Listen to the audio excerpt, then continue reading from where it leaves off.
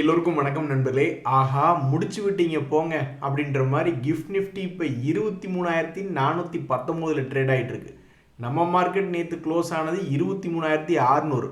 ஒருவேளை ஒரு 150-200 point opening fall இருக்குமா? ஒரு கேப் டவுன் இருந்ததுன்னா அதை எப்படி ட்ரேட் பண்ணுறது அப்படின்ற மாதிரி தான் பல ட்ரேடர்கள் யோசிச்சுட்டு இருக்காங்க. அடி வாங்கிறதே இந்த கைப்பிள்ளைக்கு வேலையாக போச்சு அப்படின்ற மாதிரி நம்மளுடைய நிஃப்டி 50 இண்டெக்ஸ் வந்து ஒருவேளை இன்றைக்கி ஒரு 200 பாயிண்ட் அடி வாங்கினாலும் அது இந்த மாதத்தினுடைய தொடக்கத்தில் கீழே போயிருந்த அந்த 22,250க்கு கீழே போச்சுன்னா தான் எங்களுக்கு பயம். அது வரைக்கும் நீ 200 இறங்கு, ஏன் கூட இன்னொரு 100 சேர்ந்து 300 கூட இறங்கு, ஆனாலும் அந்த 22,250 மட்டும் உடைச்சிடாத. இன்றைக்கி குளோபல் மார்க்கெட்ஸ் பொறுத்த வரைக்கும் எதுவுமே நம்மளுடைய மார்க்கெட் ஓப்பனிங்க்கு ஹெல்ப் பண்ணுற மாதிரி இல்லைங்க நண்பர்களே. எல்லாமே ஓரளவுக்கு இறங்கி தான் இருக்குது, ஒரு வீக் சிக்னலாக தான் இருக்குது நண்பர்களே. ஈரான் வார் எப்போ வேணாலும் முடிவுக்கு வரலாம், அல்லது அதில் ஏதாவது ஒரு நல்ல தகவல்கள் வரலாம். ஏன்னா இத்தனை நாள் மறுபடியும் சண்டை என்பது நடக்கவே இல்லை. ஸோ மார்க்கெட்டில் ஒரு மிகப்பெரிய விஷயம் ஒன்று லோடிங் ஆகிட்டே இருக்குது. இது பத்தாதுன்னு 2 மிகப்பெரிய விஷயங்கள், இந்த ரெண்டுமே உலகத்தை ஆட்டி படைக்கக்கூடிய செய்திகள், நம்ம இந்திய பங்கு சந்தைன்னு பிடிச்சி அப்படியே உழுக்குன்னு உழுக்கக்கூடிய செய்திகள். ஒன்று, இந்த மார்க் ரூபியோ அமெரிக்காவினுடைய செக்ரட்டரி 23-26 அப்படின்றது வர்றாரு. அவர் வரும்பொழுது நம்மளுக்கு ரஷ்யாக்கிட்ட இருந்து ஆயில் வாங்குறதுக்கு உண்டான எக்ஸ்டென்ஷன் ஏதாவது கிடைக்கிற மாதிரியோ, அல்லது அவங்ககிட்டயே ஆயில் வாங்குற மாதிரியோ ஏதாவது ஒரு ஒப்பந்தம், ட்ரேட் சம்மந்தமாக, டிஃபென்ஸ் சம்மந்தமாக ஏதாவது ஒன்று வருதுன்னு வச்சிங்களேன், அது மார்க்கெட்டுக்கு ஒரு பூஸ்ட். அதே மாதிரி இன்றைக்கி வரக்கூடிய இந்த என்விடியானுடைய ரிசல்ட்டு நல்லா வந்துருச்சுன்னா ஒரு பிரச்சனை இல்லை, எல்லாரும் அவங்கவுங்க வேலையை பார்க்கலாம். இது மட்டும் மோசமாக வந்தது அப்படின்னா அமெரிக்காலெலாம் பல மில்லியன் டாலர் சொத்துக்கள்லாம் அவ்வளோதான், முடிஞ்சுது, கிராஷ் ஆயிரும். ஸோ பர்ஃபெக்ட் சென்ட்ரு பாயிண்டில் இருக்கான் என்விடியா. இதுக்கு முன்னாடியே ஒரு முறை எப்படி கிராஷ் ஆயிருக்கான்னு பார்த்தீங்கன்னா $210 160 வரைக்கும் வந்திருக்கான். அப்போவே பயங்கரமான பல டெக்னாலஜி கம்பெனிகள்லாம் அடி வாங்கினானு. அதுக்கப்புறம் இவனுடைய ரேலி $170 240 வரைக்கும் வந்துட்டு ஒரு பர்ஃபெக்ட் செட். இங்கே மேலே மறுபடியும் $220 ஒரு வேளை $190 வரைக்கும் மறுபடியும் ஒரு 10% கிராஷ் ஆனான்னு வச்சிங்களேன், அப்புறம் கஷ்டம்தான். உலக அளவில் ஒரு மாதத்துக்கு நொண்டி அடிச்சுக்கிட்டே வந்துக்கணும். ஸோ அமெரிக்காவினுடைய செக்ரட்டரி இந்தியாவுக்கு வர்றதும் அடுத்த வாரத்தில், அதே மாதிரி இன்றைக்கி வரக்கூடிய இந்த என்விடியானுடைய ரிசல்ட்டும் நல்லபடியாக வரணும் அப்படின்னு நம்ம கேட்டுக்க வேண்டியதான். இந்த சமயத்தில் இந்த பசங்க எஃப்ஐஎஸ் தங்களுடைய வேலையை காமிச்சிட்டாங்க. ஆல்மோஸ்ட் 2,457 கோடிக்கு செல் பண்ணியிருக்காங்க. நம்மளுடைய சந்தோஷம் எல்லாமே காணாமல் போயிடுச்சு. தொடர்ந்து 3 நாள் வாங்கிட்டு இருந்தவங்க 4வது நாள் பிடிச்சி விற்றுட்டாங்க.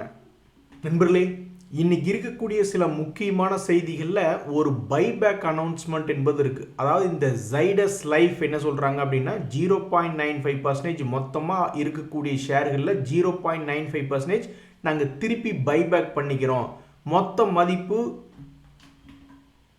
1,100 கோடி பைபேக் சைஸ் அப்படின்னு சொல்கிறாங்க. என்ன ரேட்டுக்கு அவங்க பைபேக் பண்ணிக்கிறாங்க அப்படின்னு பார்த்தீங்கன்னா $1,150. சமீபத்தில் ஆல்ரெடி இந்த ஷேர் ஒரு உருப்படியான வேலை பார்த்துருந்தோம். அதாவது 2025 லோ ப்ரைஸ் பக்கத்தில் போய் விழுந்துட்டு 850 1018 அவனுடைய பழைய ஹையை ரீச் பண்ணியிருக்கு. இந்த சமயத்தில் அவங்க $1,150 நாங்கள் திருப்பி வாங்கிக்கிறோம், 0.95% ஆஃப் த டோட்டல் ஷேர்ஸ் அப்படின்னு சொல்கிறது ஒரு பாசிட்டிவ் பாயிண்ட்டாக இருக்குது. இந்த நியூஸை மார்க்கெட் எப்படி எடுத்துக்கும் அப்படின்றது பொறுத்து இருந்து தான் பார்க்கணும். பொதுவாக ஸ்மார்ட் மணி கான்செப்டுக்காரங்க என்ன பண்ணுவாங்க அப்படின்னா, அவங்க லோ ப்ரைஸில் பிடிச்சோமா, ஹை ப்ரைஸில் பார்ஷியல் ப்ராஃபிட் புக்கிங் இல்லைன்னா ப்ராஃபிட் புக்கிங் பண்ணோமா அப்படின்னு அவங்க வேலையை பார்த்துட்டு போயிடுவாங்க. இந்த மொமெண்டம் ட்ரேடர்ஸ் அல்லது பிரேக் அவுட் ட்ரேடர்ஸுக்கு தான் இந்த நியூஸ் ஏதாவது இது பிரேக் அவுட் பண்ணி ஏதாவது உதவி செய்யுதா அப்படின்ற மாதிரி பார்ப்பாங்க. நண்பர்களே, பொதுவாக டிவிடெண்ட் கொடுக்கக்கூடிய ஷேர்கள் ஏதாவது சின்ன ஷேராக இருந்தாலும் சரி, அல்லது பெரிய லெவலில் இருக்கக்கூடிய மார்க்கெட் கேபிட்டல் கொண்ட ஸ்டாக்ஸ் எதாக இருந்தாலும் சரி, கீழே விழுந்தால் ஒரு வேளை மேலே வருவானோ, அதான் டிவிடெண்ட் கொடுத்துக்கிட்டு இருக்காங்களா அப்படின்ற மாதிரி பல பேர் பார்த்துக்கிட்டு இருப்பாங்க. ஆனால் இந்த ஸ்ரீராம் சில்க்ஸில் இப்போ வரைக்கும் நடக்கல. பாவம், அந்த ஸ்டாக்கினுடைய டவுன் ட்ரெண்ட் எங்கிருந்து ஆரம்பிச்சது $1,151 60% தான் கரெக்டாக இறங்கியிருக்கான். அதை விட பெருசாக இறங்கலை. 60% இறங்கின இந்த ஷேர் மறுபடியும் எவ்வளவு பர்சன்டேஜ் ரிட்டர்ன் கொடுத்துருக்கு அப்படின்னு பார்த்தீங்கன்னா ஒரு 40% திரும்பி ஏறி வந்திருக்கு. மறுபடியும் 200 டேஸ் மூவிங் ஆவரேஜில் இருக்கும்போது இதனுடைய டிவிடெண்ட் நியூஸ் அப்படின்றது வருது. மொத்தமாக 4 ரூபா கொடுக்குறாங்க. இதுக்கு 25 மே ரெக்கார்ட் டேட். அதே மாதிரி மிகவும் டிவிடெண்ட் கொடுத்து ஓரளவுக்கு லாபம் தொடர்ந்து லாபம் செஞ்சு கொண்டிருக்கக்கூடிய இன்னொரு ஷேர் வந்து ட்ரைடென்ட் அப்படின்ற ஷேர். அவனுக்கு ஒரு நல்ல காலமே பிறக்க மாட்டேங்குது. மொத்தமாக தன்னுடைய ஹையிலிருந்து ஆல்மோஸ்ட் 66% இறங்கியிருக்கு. ஒருவேளை ஒரு 80% இறங்கினா கூட மொத்தமாக இவனுடைய பேட் டைம்லாம் முடிஞ்சிருமா? ஒரு 13 வந்துருச்சுன்னா கூட தொந்தரவு கம்மியாயிடுமா?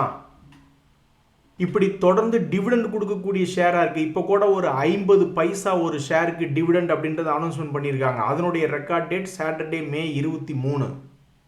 இத்தனைக்கு இந்த குவார்ட்டர்லி ரிசல்ட்ஸ் நம்ம எடுத்து பார்த்தோம்னா 102 கோடி லாபம் அப்படின்ற மாதிரி சொல்லியிருக்காங்க. போன தடவை கூட பயமுறுத்திட்டான், வெறும் 44 கோடி லாபம்னு. ஸோ 133, 140, 91, 44 மிகவும் குறைந்து கொண்டே வந்துட்டு இருந்தது.